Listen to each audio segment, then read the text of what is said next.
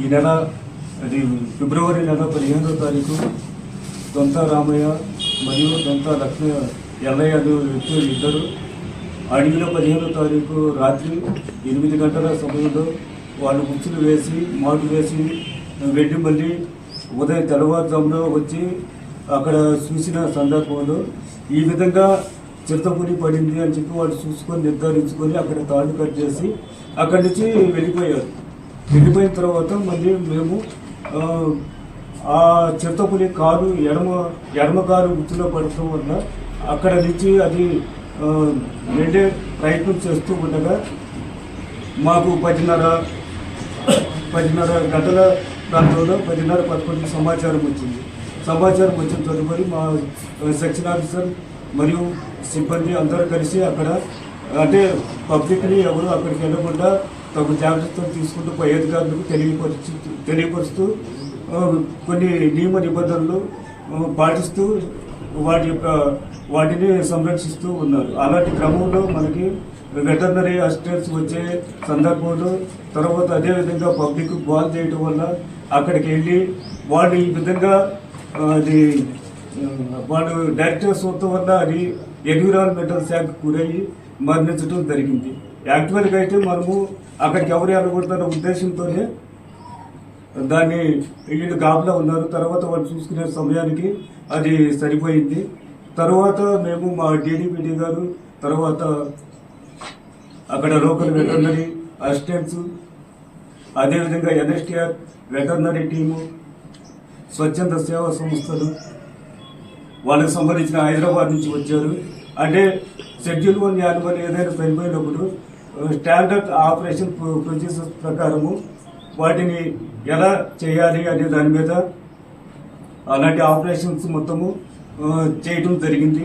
అదేవిధంగా ఆ రోజు గ్రామ సర్పంచ్ని తర్వాత అక్కడ ఉన్న లోకల్ పంచాయతీదారుని పిలిపించుకొని పంచనామా నిర్వహించి మరుసటి రోజు మళ్ళీ శవ పంచనామా నిర్వహించి పై అధికారుల సమక్షంలో నిర్వహించిన తదుపరి దాన్ని పోస్ట్ మార్టం నిర్వహించి అదేవిధంగా పై అధికారుల ఆదేశాల మేరకు బర్నింగ్ చేయడం అయింది. తదుపరి మేము ఈ విధంగా ఒక అన్డిటెక్టివ్ అంటే అన్నోన్ పర్సన్స్ కింద అంటే అఫెండర్స్ కింద మేము కేసు నమోదు చేయడం అయింది. ఈ కేసు నమోదు చేసిన తదుపరి మేము వెళ్ళి 28వ తారీఖు వరకు రకరకాలుగా ముద్దాయిల వరకు గాలిస్తూ ఉన్నాము. అదే సందర్భంలో మాకు వచ్చిన విశ్వసనీయ సమాచారం మేరకు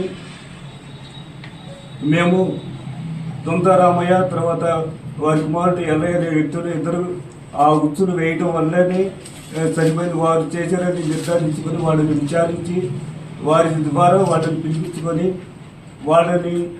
వాళ్ళ గ్రామానికి తీసుకెళ్ళి వాళ్ళ ఇల్లు సోదా చేసి ఇవన్నీ చేసిన తదుపరి అక్కడ కొమ్ములు కత్తి వేటకి ఉపయోగించే వస్తువులు ఉన్నందున అతను నేరాన్ని అంగీకరించాడు.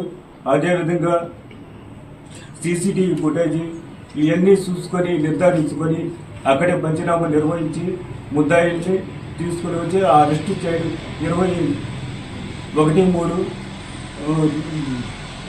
21వ తారీఖున సాయంత్రం 5 గంటలకు ముద్దాయిని అరెస్ట్ చేసి ఈరోజు కోర్టుకి హాజరుపరుస్తున్నాం.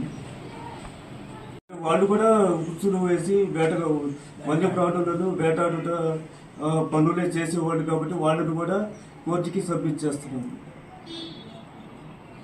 వాళ్ళ ముగ్గురు వివరాలు ఏంటి సార్? అంటే వాళ్ళు కూడా ఉన్నారు.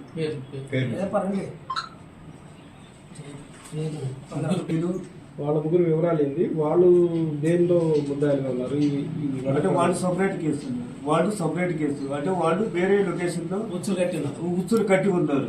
వాళ్ళు మమ్మల్ని చూసి మేము ఈ గాలింపు చర్యలో ఉండగా వాళ్ళు మమ్మల్ని చూసి పారిపోయే క్రమంలో మేము వాళ్ళు విచారించగా వాళ్ళు మనం చోట మేము ఇట్లా ఉచ్చులు వేసామంటే క్లచ్ వైర్తో వేసిన మేము తీసుకొని వాళ్ళ ముగ్గురిని అతను ప్లస్ కరెంటు వేసి తీగలు అమర్చి అడిగి పంతులు వేటాడి అతన్ని తర్వాత వీటికి గుర్తులు సప్లై చేసిన గురుసుల రమణయ్య అనే వ్యక్తి చంద్రాయనిపల్లి అతన్ని కూడా అదుపులోకి తీసుకొని వీళ్ళందరినీ కేసు కింద ఒక డివోర్ కేసు నమోదు చేసి వాళ్ళు కూడా 1-3 సాయంత్రం 5 గంటలకు అరెస్ట్ చేసి కోర్టుకి ఈరోజు సబ్మిట్ చేస్తున్నాం.